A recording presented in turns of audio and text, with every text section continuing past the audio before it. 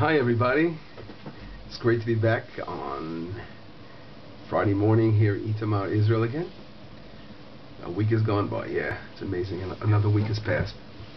Well, now it's time to get back to our learning program. Last week we had a little interruption with that beautiful grandson, and I'll mention his name to everybody. His name is Shlomo. Shlomo meaning Solomon.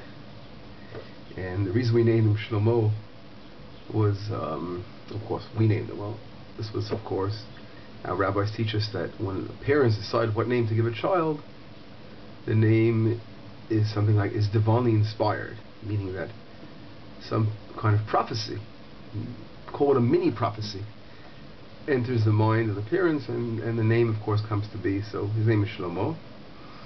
And I thought about last week's parasha, which speaks about Korach and Adato, Korach who warred against Moses and Aaron the high priest, and they didn't accept the leadership. And of course this was the argument, the seed of argument, and Shlomo, meaning peace and tranquility, will, God willing, spend his life bringing peace to the Jewish people in the world, and we bless him with that wonderful wonderful purpose and wonderful task, together with many other. Well, let's get to our learning session today. Today we're going to learn Mishnah Vav, the 6th Mishnah of Perkay avot, and it begins like this: Yoshua ben Prachia v'Nitai ha'Arbeli. Yoshua ben Prachia, the son of Prachia, and Nitai ha'Arbeli, kiblu mehem. Again, we're continuing the zugot, the pairs we spoke about. Yoshua ben Prachia was about 200 years before the Common Era. He lived in the time of the Hashmonaim. Again, the story of the Hanukkah story, the Hashmonaim, the dynasty basically. V'Nitai ha'Arbeli. He was the second in command, the Av Beit Din. Kiblu mehem, they received, again, continuation of the Torah from the previous pair we spoke about last week. Yoshua ben Prachia Omer, what does he say? Aseh lecha rav, make yourself a rabbi. Means find yourself a rabbi, okay. Uknei lecha chaver, and even buy a friend. V'hevidan et kol adam lechaf zchut, and judge every person with the merit of the doubt, which means don't be suspicious of people. Try to look at the good things in people. Again, we have to put this together and understand this beautiful Mishnah. And what is Yoshua ben Prachia talking about? First of all, to understand a little bit about, again, historical background, we mentioned Yoshua ben Prachia as around 200 years before the Common Era.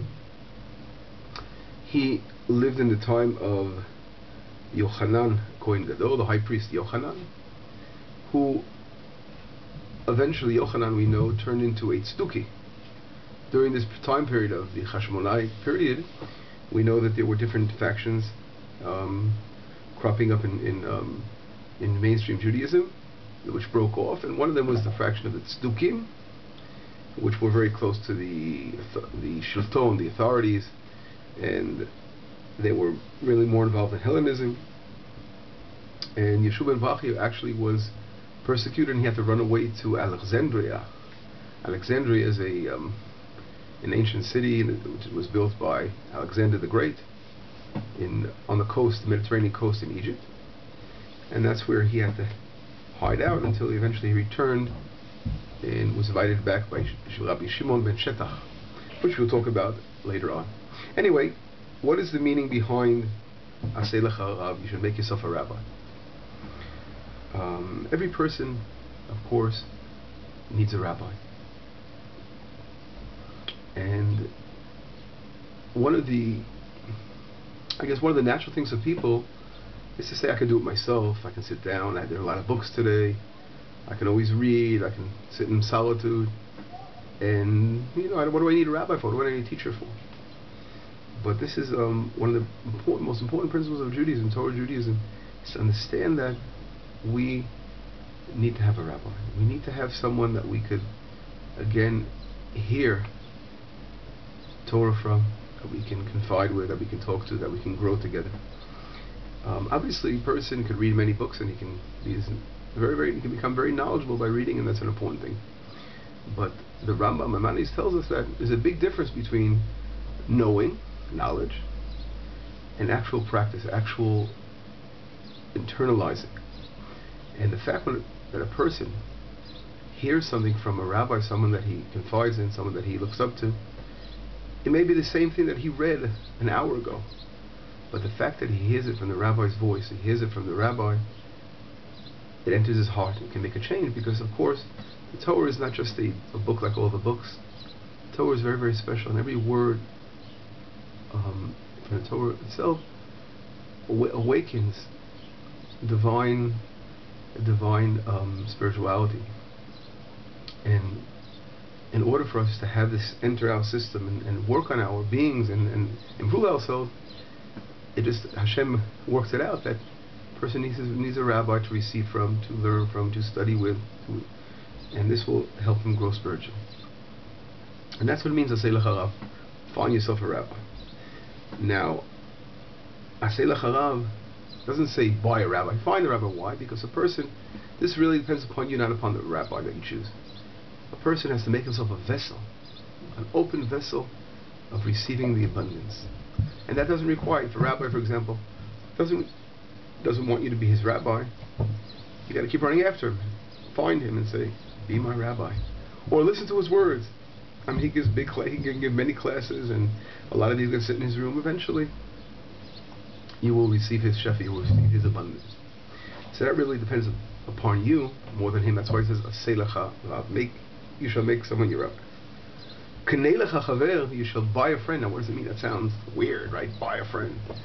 No, Knei lecha chaver means we're talking about something that is mutual. When it comes to a friendship, obviously that you want to make someone your friend. Friendship, we know, is a mutual relationship, which means he wants something from you also.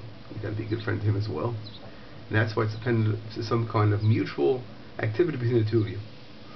And finally, it's called Adam L'Chavsut.